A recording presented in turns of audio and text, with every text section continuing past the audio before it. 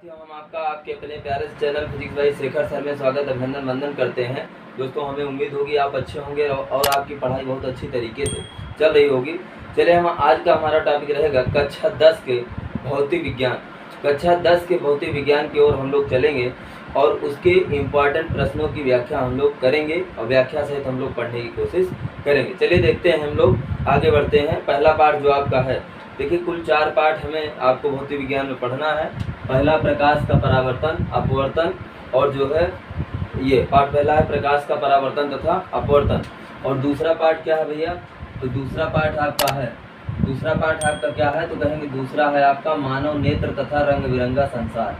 मानव नेत्र तथा रंग बिरंगा संसार, रंग बिरंगा। तीसरा पाठ है आपका क्या? विद्युत। चौथा पाठ क्या है? विद्युत धारा का चुंबकीय प्रभाव। विद्युत धारा का चुंबकीय प्रभाव। इन चारों पाठों को हमें पढ़ना है। एक एक पाठ लेकर हम लोग चलेंगे और एक एक पाठ के जो भी इम्पोर्टेंट प्रश्न आपके बन सकते हैं उनको जो है हम लोग व्याख्या करने की कोशिश करेंगे। चलिए ध्यान देते हैं। पहला आपका क्या है? प्रकाश का परावर्तन में।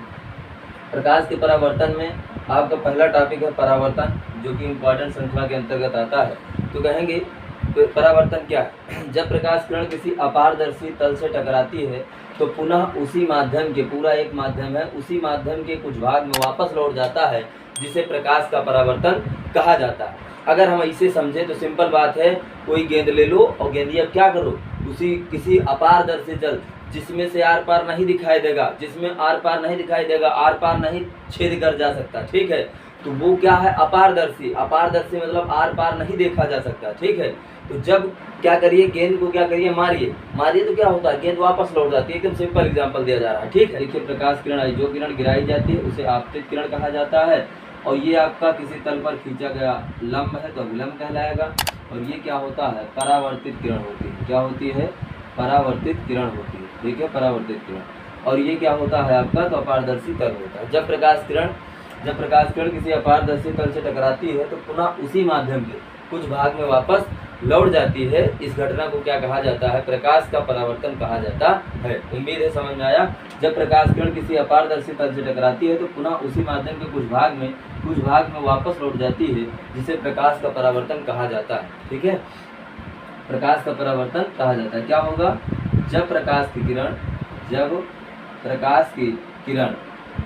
किसी अपारदर्शी तल से टकराती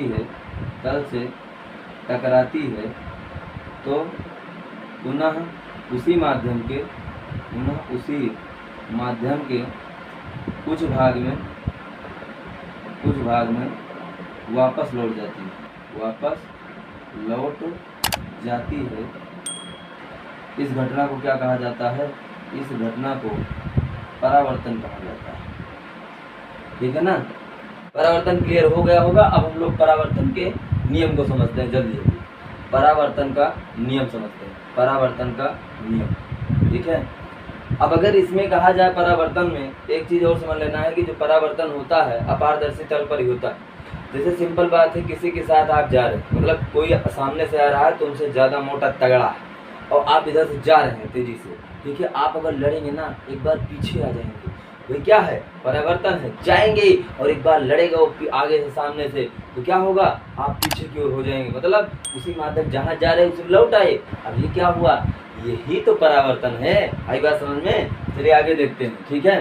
परावर्तन का नियम क्या है? सिंपल कहेंगे। पहला, आपतित किरण, परावर्तित किरण तथा अभिलंब तीनों एक ही तल में स्थित होते हैं। आपतित किरण, परावर्तित किरण तथा अभिलंब क्या कहा गया भैया? आपतित किरण,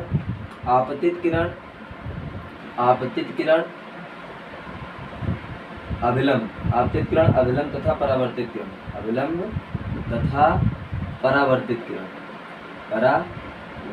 किरण क्या होते हैं? तीनों एक ही तल में स्थित होते हैं, ठीक है। दूसरा नियम क्या है? आपतन कोण परावर्तन कोण के बराबर होता है। मतलब कोण आई बराबर किसके? कोण आर के। आपतन कोण परावर्तन कोण के बराबर होता है। क्लियर? यहाँ तक कोई दिक्कत नहीं होगी आपको। आपतन कोण परावर्तन कोण के बराबर, मतलब अगर ये 30 अंश है तो ये भी कितना होगा? 30 अंश होगा, मतलब दोनों कोण आपस में बराबर होंगे। चलिए हम लोग आगे बढ़ते हैं। अब देखते हैं आगे क्या समझेंगे भैया? आगे हम लोग समझेंगे, अब दर्पण से रिलेटिव जो भी है उसको ध्यान में देना है। परावर्तन के बाद हम लोग किस पे पढ़ेंगे, तो दर्पण की ओर हम लोग रुख को मोड़ते हैं। चलिए दर्पण को समझते हैं। देखिए दर्पण में क्या है, जो भी इंपॉर्टेंट कॉन्सेप्ट है पढ़ते चलते हैं भैया। दर्पण में आपके दो दर्पण होते हैं। कितने दर्पण भैया, दो दर्पण। पहला क्या है, एक होता है गोलीय दर्पण और एक होता है समतल दर्पण। ठीक है, कितने दर्पण भैया, दर्पण आपके दो प्रकार। दर्पण के कितने प्रकार कहेंगे, दर्पण के आपके दो प्रकार हैं। दर्पण के कितने प्रकार, दो। एक है आपका गोलीय दर्पण, गोलीय दर्पण, और दूसरा क्या है आपका, तो कहेंगे बबुआ समतल दर्पण। क्या है, समतल दर्पण। ठीक है, समतल दर्पण। देखिए गोलीय दर्पण क्या है, गोलीय दर्पण को आपको ध्यान देना है। गोलीय दर्पण क्या है, तो कहेंगे गोलीय दर्पण आखिर है क्या। गोलीय दर्पण में क्या रखा है भैया, बहुत चीज़ है। गोलीय दर्पण दो प्रकार का, एक होता है अवतल दर्पण और एक क्या होता है आपका उत्तल दर्पण। एक अवतल दूसरा उत्तल। अब ध्यान देना है, इससे रिलेटिव जो भी चीज़ें हैं आपको यहीं पर क्लियर कर देना है। ठीक है, चलो इसका काम तमाम करो यार।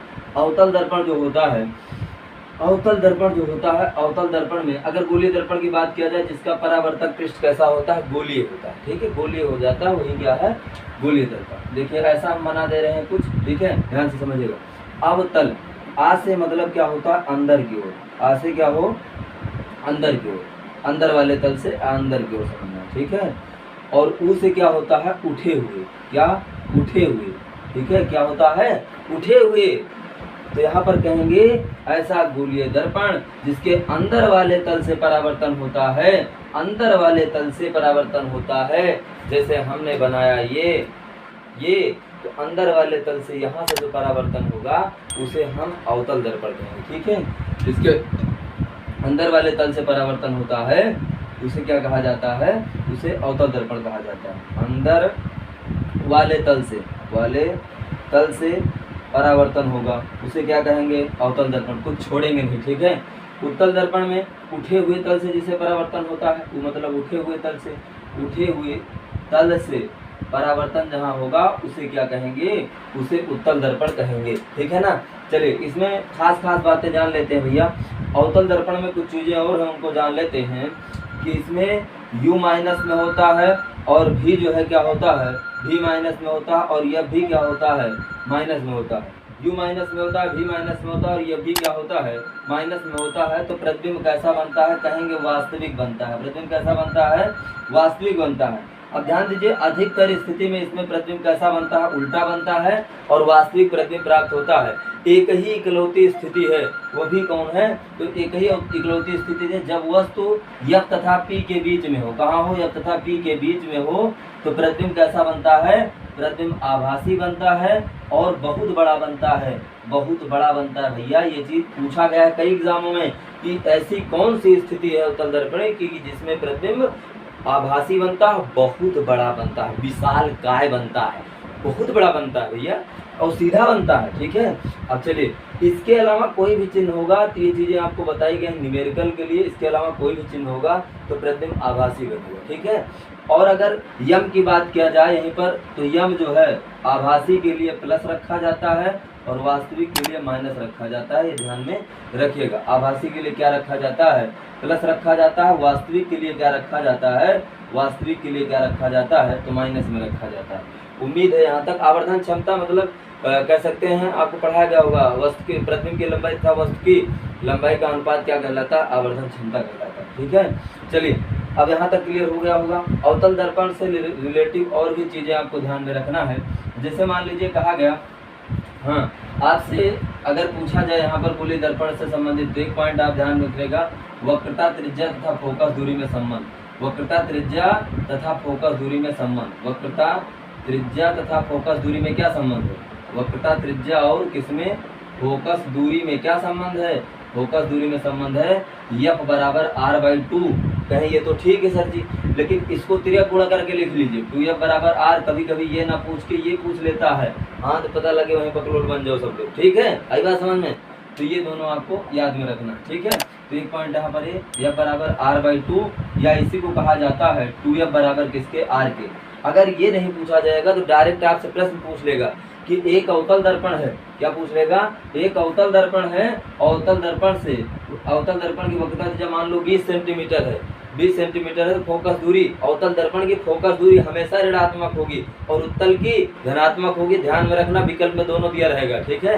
आई बात समझ में? चलिए, यहाँ तक आपको दिक्कत नहीं होगी। दूसरा चीज, इसका उपयोग भी यही बता दें हम लोग, उपयोग भी इसका बता दें, किसका? अवतल का उपयोग बता दें भैया। उपयोग क्या है इसका? जो है प्रयोग किया जाता है गाड़ियों के हेडलाइट में, गाड़ियों के हेडलाइट में, अरे जो प्रकाश देता है, जो लाइट देता है, आप जलाते हैं गाड़ी, जो हेडलाइट होता है, जो हेडलाइट नहीं होता बाइक में आगे वाली, ठीक है, वो गाड़ी के हेडलाइटों में, गाड़ियों के किसमें? हेडलाइटों में प्रयोग किया जाता है, ठीक है। नाक कान विशेषज्ञ प्रयोग करते हैं, नाक कान आँख जो भी है, नाक कान विशेषज्ञ इसका प्रयोग करते हैं, ठीक है। और तीसरा, आप लोग चेहरा देखने के लिए इसका उपयोग करते हैं, किसका? चेहरा देखने के लिए अवतल दर्पण का प्रयोग करते हैं। यहाँ तक कोई दिक्कत नहीं होगी।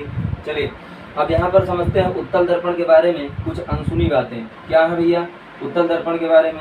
उत्तल दर्पण बताया गया कि जिसके उठे हुए तल से परावर्तन, जैसे मान लीजिए ऐसे हाथ में बना लीजिए, ये आपका है अंदर वाले जहाँ से परावर्तन होगा उसे अवतल, और जिसके उठे हुए इधर वाले तल से परावर्तन होगा उसे उत्तल कहा जाता है, ठीक है। अब उत्तल में क्या होगा भैया?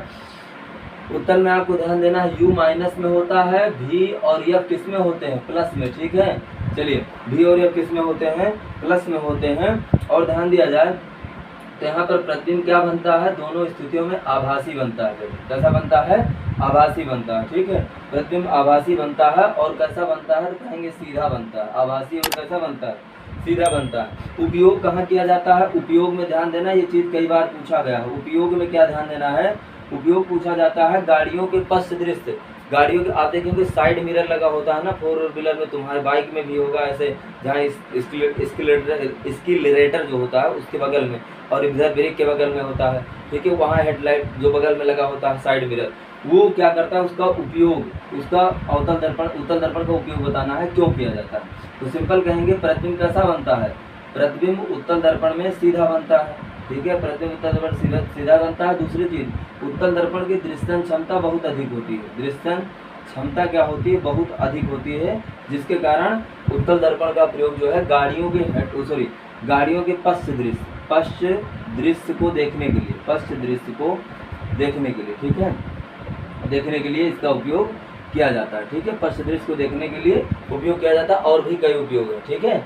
चलिए, तो प्रतिबिंब सीधा बनता है, दृश्यन क्षमता अधिक होती है, इसके कारण गाड़ियों के पश्च दृश्य, मतलब गाड़ियों के पीछे वाले दृश्य को देखने के लिए, किसी चीज को देखने के लिए जो है किसका प्रयोग किया जाता है? उत्तल दर्पण का प्रयोग किया जाता है, ठीक है। और एक चीज ध्यान में रखिएगा भैया, अच्छा समतल दर्पण के बारे में अभी नहीं बताया, देखिए, और एक चीज ध्यान दीजिएगा, आवर्धन क्षमता +1 का क्या मतलब है? आवर्धन क्षमता +1 का क्या मतलब है? तो सिंपल कहेंगे +1 का क्या मतलब है, तो आप सिंपल सा कहें कि आवर्धन क्षमता +1 का मतलब क्या है कि जब प्रतिबिंब की लंबाई और वस्तु की लंबाई, किसकी? प्रतिबिंब की लंबाई और किसकी? वस्तु की लंबाई। थोड़ा इसको इरेज कर दो, देखो यहाँ तक आपको कोई दिक्कत नहीं होगी। चलिए आगे हम लोग चलते हैं, ठीक है दोस्तों, आगे की ओर हम लोग चलते हैं। तो ये हमारा उत्तल दर्पण और अवतल दर्पण का काम हो गया खत्म, ठीक है। आगे हम लोग चलते हैं, ध्यान देते हैं और प्यार से जो है पढ़ते हैं, ठीक है। चलिए, हाँ, तो आप पहले, हाँ, समतल दर्पण के बारे में पहले पढ़िए, तो वहीं पर क्लियर कर दीजिए कि समतल दर्पण की फोकस दूरी और वक्रता त्रिज्या दोनों क्या होती है? अनंत होती है, ठीक है। इसकी दृश्यन इसकी आवर्धन क्षमता +1 होती है, ठीक है, यहाँ तक कोई दिक्कत नहीं। इसकी दृश्यन आवर्धन क्षमता +1, इससे क्या तात्पर्य है +1 का? तो कहेंगे जब प्रतिबिंब की लंबाई और वस्तु की लंबाई, प्रतिबिंब की लंबाई वस्तु की लंबाई का अनुपात क्या हो? परस्पर बराबर हो, तभी तो एक आएगा। परस्पर बराबर हो तो आवर्धन क्षमता +1 होती है। क्लियर है? चलिए, क्या हो जाएगा भैया यहाँ से? प्रतिबिंब की लंबाई बराबर जब वस्तु की लंबाई के हो जाएगा, वस्तु की लंबाई, तब जो है आवर्धन क्षमता +1 होगी, ठीक है। दूसरी चीज, यहाँ पर दर्पण से वस्तु की दूरी और दर्पण से प्रतिबिंब की दूरी, U दर्पण से वस्तु की दूरी, तो लिख देना है दर्पण से वस्तु की दूरी बराबर दर्पण से प्रतिबिंब की दूरी। दर्पण की वस्तु की दूरी U होती है, तो दर्पण से प्रतिबिंब की दूरी क्या होती है? V होती है, ठीक है। ये दोनों आपस में बराबर। दूसरा, प्रतिबिंब की लंबाई I वस्तु के लंबाई के बराबर होता है, वस्तु के लंबाई के बराबर होता है, ये दोनों बराबर। और हाँ, इसका जो वेग होता है वो जैसे मान लीजिए 3 से आ रहे हैं 3 मीटर प्रति सेकंड से, इसकी ओर आएंगे तो 2 क्या कर देना, 2 गुना हो जाएगा। ठीक है, वेग इसका कितना गुना हो जाएगा, तो 2 गुना आपका वेग हो जाएगा। उम्मीद है यहाँ तक क्लियर आपको हो गया होगा। इतना आपको इम्पॉर्टेंट फैक्ट याद रखना है। ठीक है, आपको ध्यान में रखना है। ठीक है, आगे की चीज़ें हम लोग अगले वीडियो में डिस्कस करेंगे। तब तक के लिए धन्यवाद। राम राम, सत श्री अकाल, धन्यवाद।